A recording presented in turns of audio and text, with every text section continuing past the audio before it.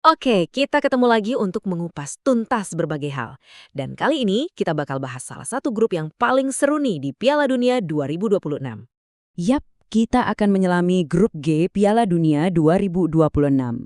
Grup ini dapat julukan grup kehidupan, soalnya di atas kertas kelihatannya kayak salah satu grup yang paling enteng.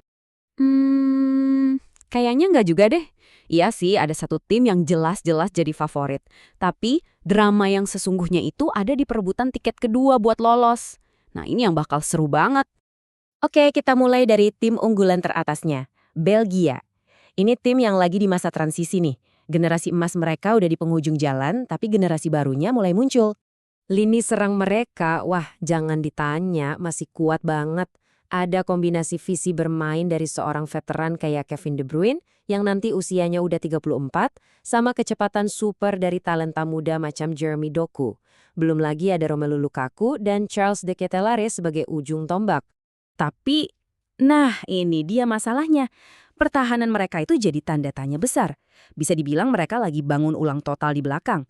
Lini belakangnya sekarang jauh lebih muda, kurang pengalaman, dan bakal sangat bergantung sama kehebatan kiper kelas dunia mereka, Thibaut Courtois.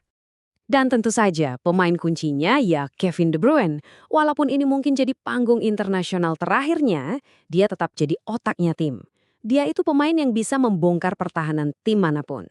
Nah, ini dia nih inti ceritanya. Dengan Belgia yang kemungkinan besar bakal jadi juara grup, pertarungan yang sebenarnya yang paling panas itu ya buat ngerebutin posisi kedua. Dan yang bakal berantem habis-habisan itu Mesir dan Iran. Kita bahas Mesir dulu. Tim ini lolos kualifikasi dengan rekor luar biasa, nggak terkalahkan sama sekali. Dan sekarang mereka punya misi besar, meraih kemenangan pertama mereka di putaran final Piala Dunia. Kekuatan utama serangan mereka itu ada di duet maut. Tentu saja, sang kapten Mohamed Salah yang jadi andalan banget, ditambah sama Omar Mamush sebagai ancaman pelengkap. Seluruh permainan mereka itu dibangun untuk memaksimalkan kualitas dua pemain ini. Kalau soal bertahan, wah rekor mereka di kualifikasi itu istimewa banget, cuma kebobolan 2 gol. Mereka mainnya kompak dan disiplin. Tapi tantangannya sekarang adalah, apakah pertahanan sekuat itu bisa nahan gempuran lawan-lawan di level Piala Dunia?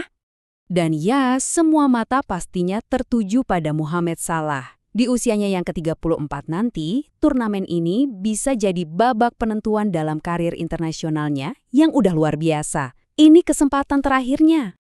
Oke, sekarang kita beralih ke saingan utamanya. Iran. Ini bukan tim sembarangan loh, mereka salah satu tim paling berpengalaman dari Asia dan ini bakal jadi penampilan keempat mereka secara berturut-turut di Piala Dunia.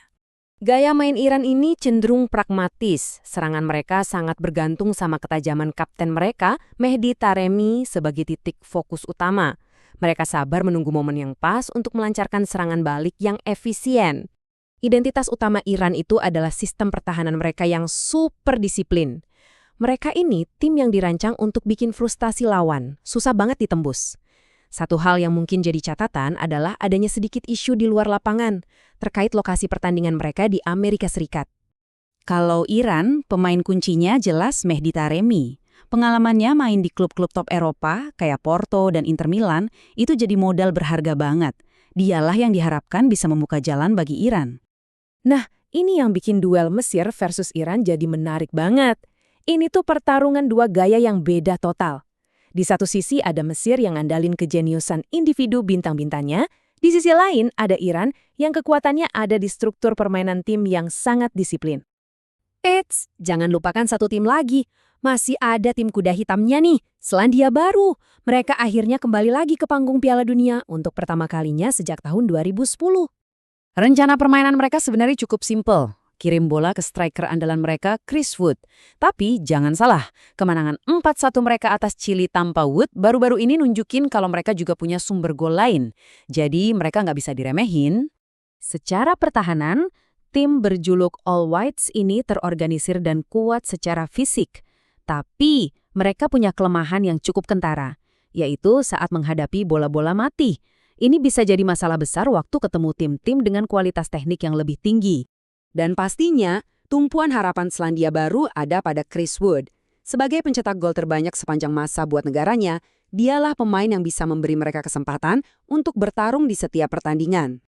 Nah, kalau kita lihat data peluang juaranya ini, kelihatan jelas banget kan ceritanya. Belgia jadi favorit utama dengan persentase yang tinggi banget. Terus di belakangnya, lihat deh Mesir sama Iran itu angkanya deketan banget. Bener-bener ketat persaingannya. Dan semua ini akan mengerucut ke satu pertandingan penentu, Mesir lawan Iran di laga terakhir grup. Ini sih udah kayak final mini buat merebut satu tiket sisa ke babak selanjutnya. Pertaruhannya nggak main-main. Buat Mesir, ini kesempatan emas untuk mencetak sejarah. Buat Iran, ini peluang besar untuk akhirnya bisa lolos dari fase grup setelah beberapa kali mencoba. Jadi, grup yang kelihatannya gampang ini ternyata ceritanya kompleks dan menarik banget kan? Ada raksasa yang mulai goyah, ada dua rival yang sama-sama ngotot, plus satu tim kuda hitam yang bisa aja bikin kejutan. Nah, pertanyaannya sekarang, siapa nih yang bakal berhasil keluar dari grup kehidupan ini?